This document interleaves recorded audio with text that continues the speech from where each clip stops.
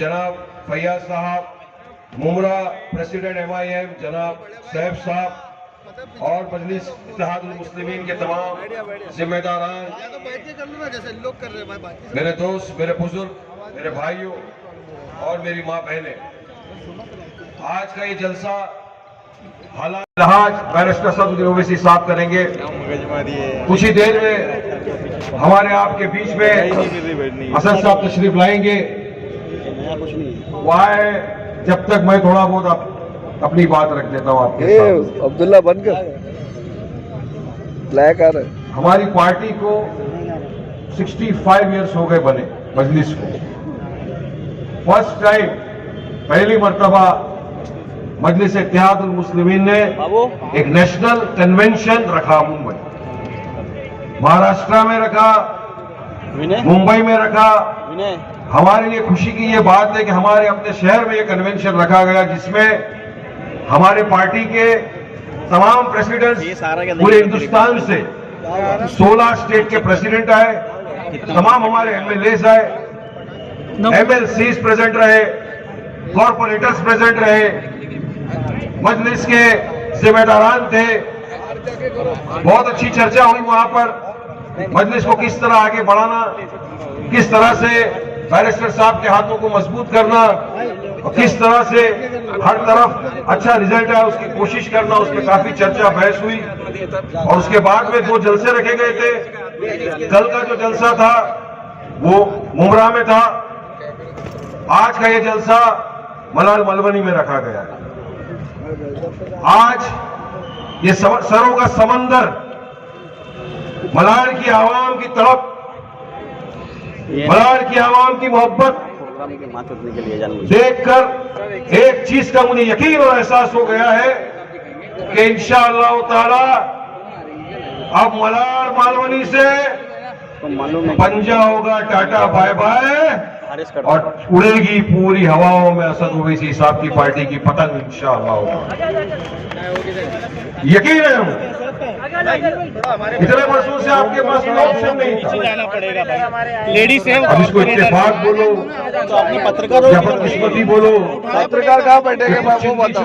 हमारी पार्टियों में आए, प्रेस वालों को जगह उनको पार्टी ने टिकट दिया, उन्होंने अपने जमीन का सौदा कर दिया। प्रेस वाले अगर यहाँ सेक्युलर पार्टी ने उनको खरीद लिया। ऐसा बोला वैसा नहीं हौसले बुलंद थे, हौसले कम नहीं हुए मजलिस के। कैसा बात कर रिजवाना बहन, इरफान खलीफा साहब, नासिर साहब मेहनत करते रहे, पहली बार बिना किसी औरत के, बिना किसी पोस्ट के पूरी मालवनी में काम किया, लॉकडाउन में काम किया। हर वक्त जब मालवनी की आवाम ने उनको याद किया, वो आपके बीच में आए और काम को अंजाम दिया। आपकी तरफ से लड़े केस इसलिए अपने सर पे क्योंकि इनको हजम नहीं हो रहा था। हाँ, सब आ गए। देखो देखो कौन, देखो देखो कौन। अरे पूरी ने सुन लो, मेरे को बाद में शेर की तरह आएगी, अभी तुम सुन लो थोड़ा टाइम। मलाल की आवाम की तड़प है असद साहब, ये काफी वक्त से आपका इंतजार कर रहे थे कि कब आएंगे असद साहब हमारे बीच, और आज मैं आपको दिखा गया बैरिस्टर सदरुद्दीन ओवैसी साहब मलाल मालवनी की सरजमीन के ऊपर हमारे इलाके में नहीं आएंगे। बिल्लियों के होते राजा, शेर रखे हिंदुस्तान में दहाड़ता है। मैं ये कह रहा था कि कुछ ने कुछ कफन छोड़ के अपने जमीन बेच दिए, कुछ लोगों ने उनके जमीन को खरीद लिया, मगर फिर भी मजलिस रुकी नहीं। मलाल मालवनी से रिजवाना बहन, इरफान खलीफा साहब, नासिर कुरैशी साहब और उनकी पूरी टीम जो साथ में लगी थी, कभी रुके नहीं। लॉकडाउन में भी रात दिन आपकी खिदमत की है। जो मसले आपके हुए, जिस तरह से मदद कर सकते थे आप, उस मसलों को इन्होंने हल किया। इख्तियार की कुर्सी पर ये बैठे थे जब तो महा विकास अघाड़ी की सरकार की सत्ता में थे, सत्ता के नशे में धुत थे, पुलिस स्टेशनों में फोन किए जाते थे, झूठे इल्जाम लगाए जाते थे, बैनर नहीं लगाने दिया जाता था हमको, हम जहां बैनर लगाते थे फाड़ दिए जाते थे, मगर रुकी नहीं मजलिस, रुका नहीं इनका जज्बा, काम करते गए। उस काम करने का नतीजा आज ये है कि मलाड मालवनी की आवाम आज इस मोहब्बत के साथ, पूरे भरोसे के साथ आज ये हाजिर है, ये बताने के लिए कि असद साहब आप आगे बढ़ो, हम आपके साथ हैं इंशाअल्लाह। इत्तेहाद है, प्रेस वाले लोग बीच में आ जाओ भाई, प्लीज ऐसा मत। मजलिस मजलूमों की, मुसलमानों की, दलितों की, वंचित समाज की आवाज थी है और हमेशा रहेगी। हम अपना काम करने में मांगते हैं, हम इनकी तरह नहीं जो कुर्सी की लालच में जाकर बोल रहा शिवसेना के साथ जाके निकाह पढ़ ली, बोले यार, तो यहाँ पर दो शिवसेना की गोद में जाकर बैठ गए। कौन शिवसेना है जिसका चीफ मिनिस्टर उस वक्त का Uddhav Thackeray floor of the assembly वहां खड़े होकर उसने कहा था कि बाबरी मस्जिद गिरी, हमने गिराई, हमको पकड़ है उस बात का, ये उसके अल्फाज। और तुम सत्ता की लालच में, कुर्सी की लालच में जाकर उनके साथ बैठ गए। सेक्युलरिज्म के नाम पर मालवनी की आवाम का वोट लिया आपने कि हम सेक्युलर है, सेक्युलर है, सेक्युलरिज्म का ढोल ताशा बजा रहे इतने वर्षों से, अब भी बजा रहे थे। क्या यही तुम्हारा सेक्युलरिज्म है? अरे अगर वोट लिया है तो कभी तो मुसलमानों के लिए अपना मुंह खोलो। सामने भी आज जब से बीजेपी सत्ता में आई है 2014 से हम आप देख रहे हैं पूरी तरह से एक किस्म की मुसलमानों के खिलाफ जंग छेड़ दी हो। हमारे हिजाब से शुरू हुई, मैं क्या बोल रहा हूँ, कौन गाली गलौज कर रहा है भाई? मदरसे पे आई, हिजाब की बात आई तो मैं आपको बताना चाहूंगा एक बात। जगह नहीं है, ये वीआईपी सीट है ये। जब हिजाब पर बैन लग रहा था, समझ में नहीं आ रहा है क्या आप लोग के? हिजाब पर जब कर्नाटक सरकार ने पाबंदी लगाई कि हमारे बहनों के ऊपर कि तुमको हिजाब पहनकर चलो पीछे आप लोग स्कूल में नहीं जाने दिया जाएगा, बैठ के गाली। देश भर में एहतजाज हो रहे थे। बैरिस्टर असदुद्दीन ओवैसी साहब पहले वो वाइट शख्स थे जिसने उसके खिलाफ आवाज बुलंद की।